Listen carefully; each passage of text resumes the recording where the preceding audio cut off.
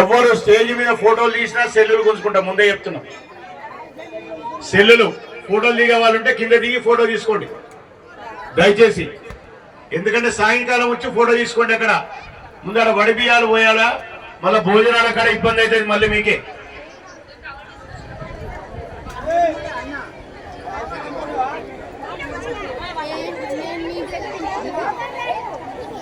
అడుగు మెడలు పోతాయి.